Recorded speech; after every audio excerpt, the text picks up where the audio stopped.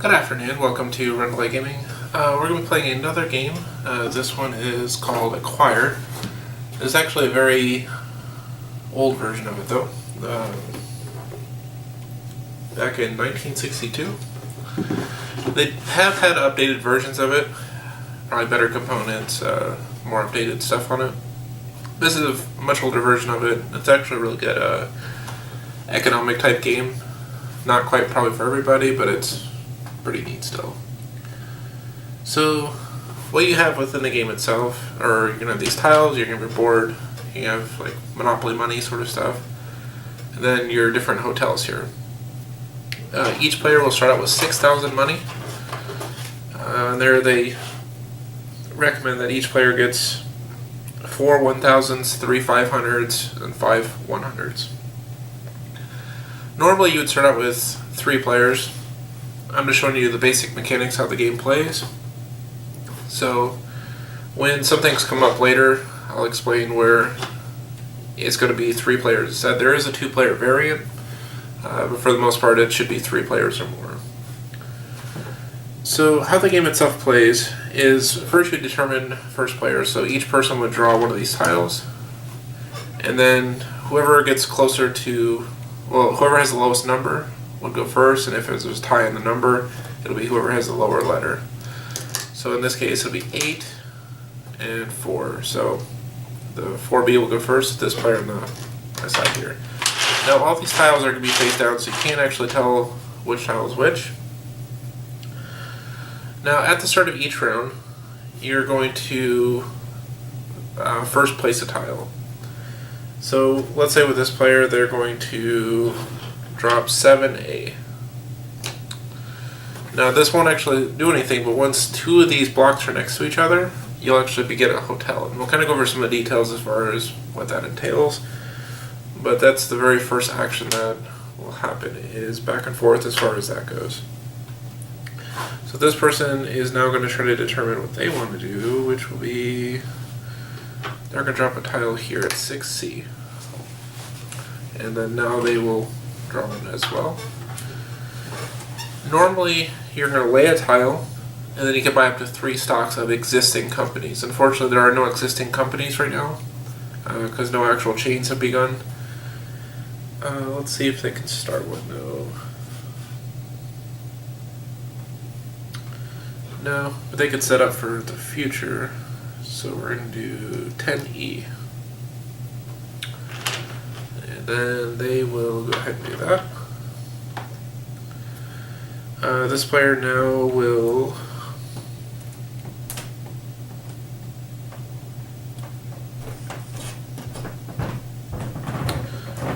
they're going to grab the 12C here.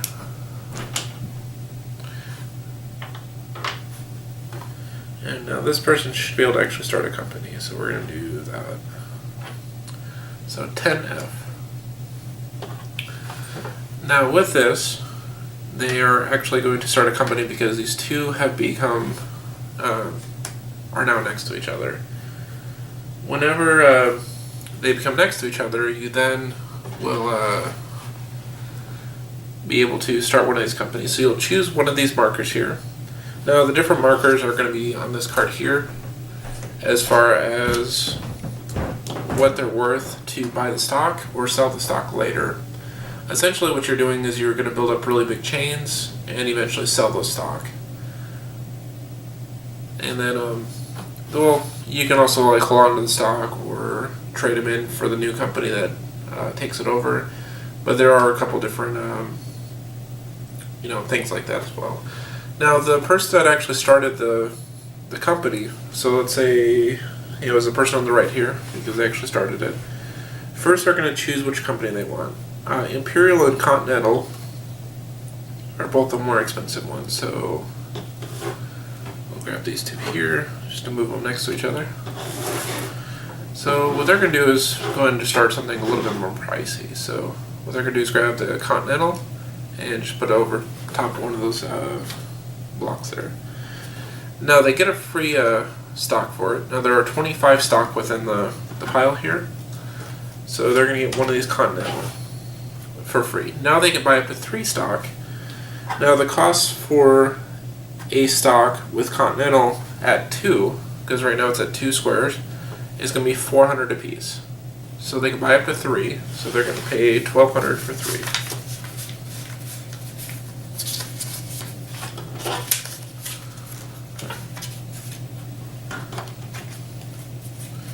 1, 2, 3. So right now they're sitting at 4 stock, but they are burning a bit of their money.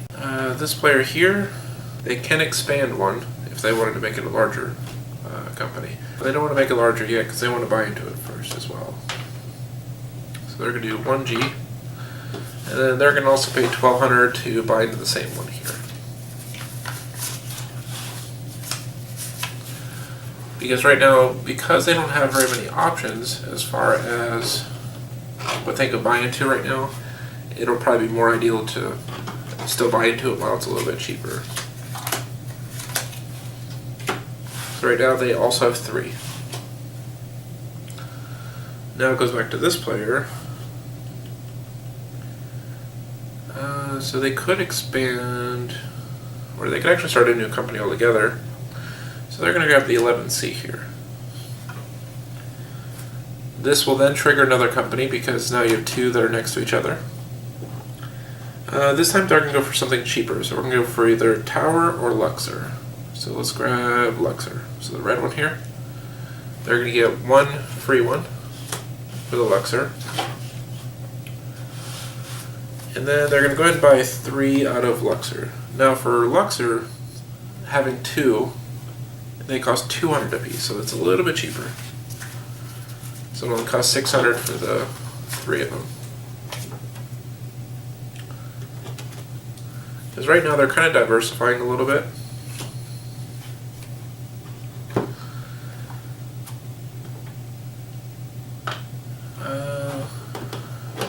Alright, so we've done that so far. They could expand with this one, but they don't want to expand yet.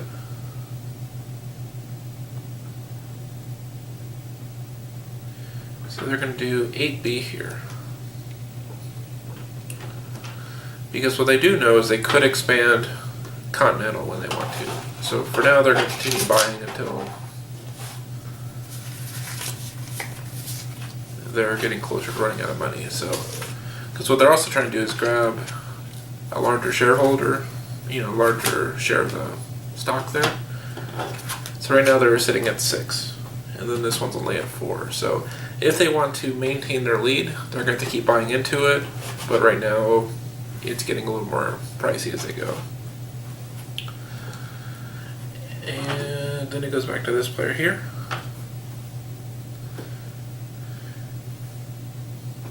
Alright, so let's go ahead and do 11B.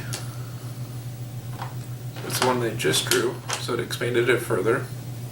So now, because it is 3 tiles, now they cost $300 apiece, whereas before it was $200. So as you can see, they're going to get a lot more pricey as the hotels themselves get a lot larger. And this is going to keep going back and forth because what they're actually doing is they're continuously buying stock until things until the hotels get bigger. So what we're going to do is just kind of fast forward it a little bit here into many turns later. I'm just going to go ahead and drop all the tiles that each of these players have. 7G, 3I, 2A, 10A, 1D, H, 7C, 4I, 12A, 6E.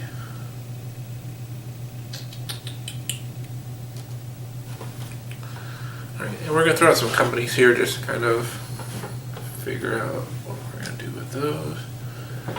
Because anything that becomes 2 tiles or more is going to become a company. And probably need at least one more company to kind of demonstrate some stuff. So let's go ahead and throw some more tiles. 11D.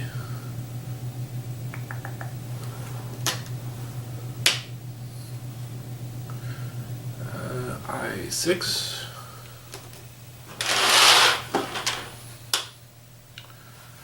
4D.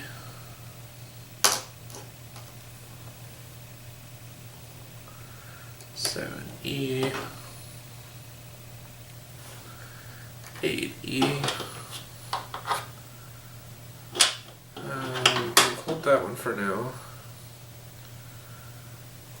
9D.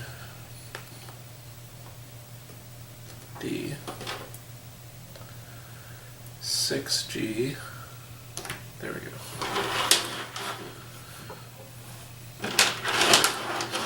And we're going to restock their hands real quick.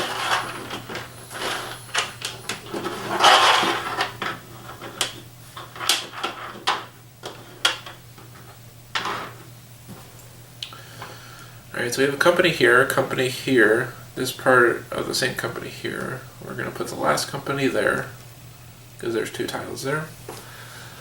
So now we have a few different things here, because we now have all the companies on the table. Now there would obviously be more stock, passed around each player, but we'll just pretend we fast forwarded into this. Now there are a few different things that are going to start happening. One thing is sometimes companies are going to basically take over another company. Because let's say if I were to drop this one here, it actually will connect the red and the blue. And when it connects the red and the blue, you will start to do what they call merging. Because you don't actually sell the stock until something merges or something along those lines happen. Now you have one of 3 different options here. Either you can sell according to the price here. Like in this case, there will be different prices here, and those will be based on the different prices of that particular company. So let's say if I have a bunch of the Continental, which is the blue one here, I will be able to sell the stock based on the price before the merger itself. Like right now it's set at 3 tiles. Now if I were to sell these for the 3, they are worth 500 apiece. Now early on they were buying them for 400 apiece, but there was only a small build up there. Let's say if some more were added to it. Let's just say we'll add 2 more tiles in here. Let's say those are actually the correct letters and numbers for it, because I don't feel like digging through all those before that, but let's say we were 5 tiles before the merger happened. We'll do 4 tiles. So 4 tiles would have been 600 instead. So they might have bought those for 400 apiece, but then sold them for 600. And then as it goes further up, so let's say it's between 6 and 10, it's worth 800 apiece. So gradually it's just going to get much more expensive as the game plays. Now if the hotel ever makes it to 11 tiles, so 4, 5, 6, 7, 8, 9, let's say these 2 tiles were in there. Let's say the hotel becomes 11, it can no longer be merged with, but it can still acquire other companies. But you can never merge any further with the anything that's at least 11. The other thing you can do, as I said, you can sell your stock for the price before the merger. Like in this case, it was the 4 tiles here. So before the merger, it would be worth 600 apiece. So you would have profited 200 per. So this person would have made a profit of 1,200 from that merger there, which isn't a very big merger. It's actually a very small one.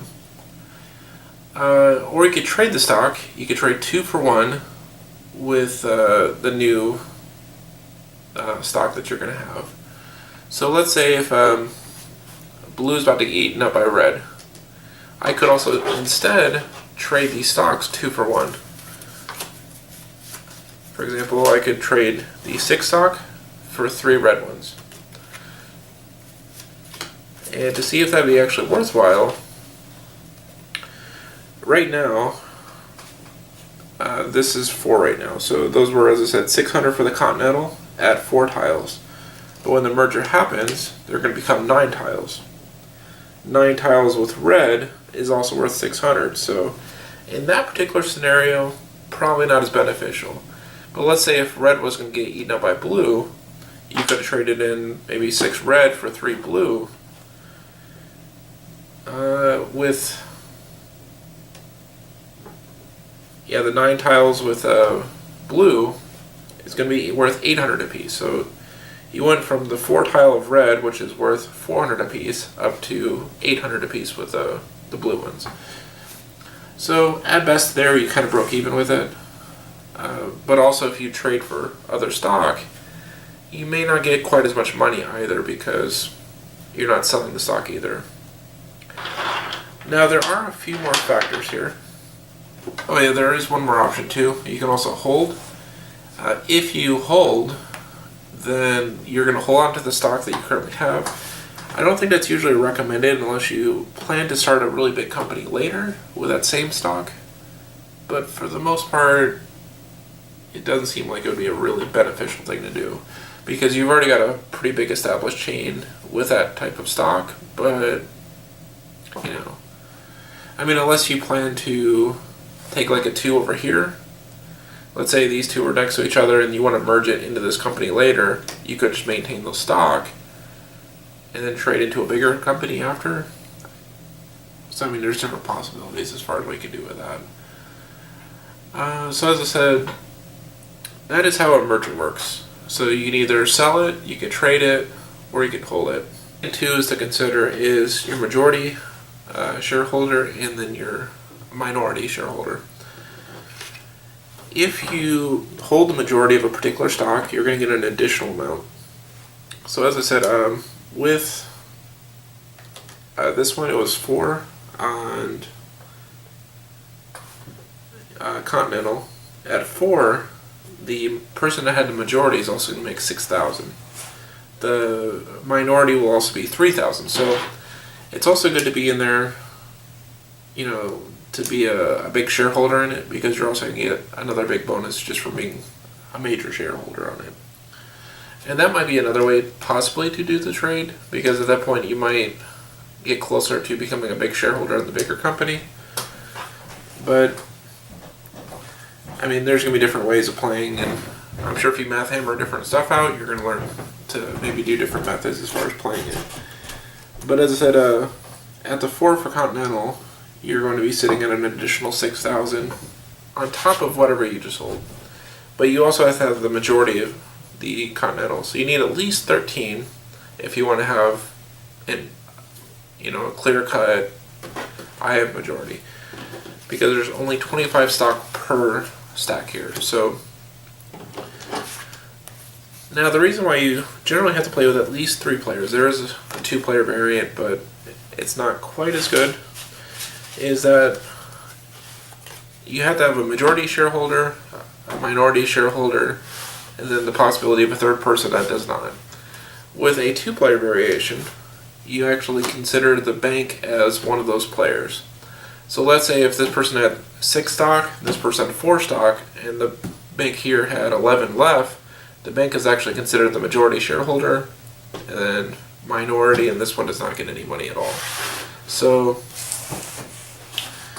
that's why I said it's not quite as good. Whereas if you had 3 players, they're all kind of vying for, shareholder status of these different ones, and as well as being able to sell the stock or trade the stock in later.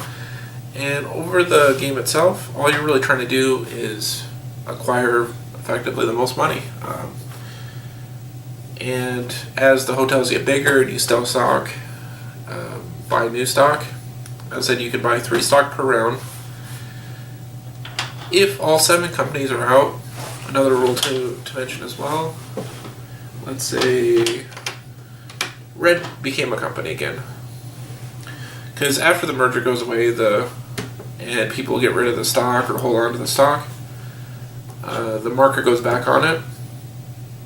So whenever a new company is formed, you can then place the red marker back again. Now, a thing to consider is that you cannot construct a new hotel chain if all of your hotel chains are currently gone. Because like right now everything is on the board, so if I were to try to place one here, I cannot. It's considered an illegal move, therefore you cannot play it. Because there's no hotel chain to actually start with that. So in that particular scenario, you pretty much have to either expand current ones or merge a few of them. Because at this point I cannot build any new chains until that has been taken care of. And that's actually pretty much how the entire game plays. You will always draw new tiles as you play through. So you play a tile, you draw a new tile. Play a tile, draw a new tile. If you cannot play a tile, you can still buy stock. So you can still buy the hotel's stock. So you're not stuck if you can't play a tile anymore. Also, after you merge, the person that merged can still buy stock. Obviously, it has to be in ones that are currently still active. If the hotel merged that you were wanting to buy and that hotel no longer exists, like remember how we had red and blue over here? If this tile were to be laid and then blue took it over and red disappeared, you can no longer buy red because it's no longer active. So, but yeah, as I said, that's literally everything I can think of as far as to go over in the game. That's actually the game of Aquire. I feel it pretty much should have been what Monopoly should have been. This is definitely much more of a Monopoly feel because you're monopolizing other companies as you progressively increase your own wealth and take over different things. But that is the game of Aquire. Thank you for watching Rundlii Gaming, and you have a good day.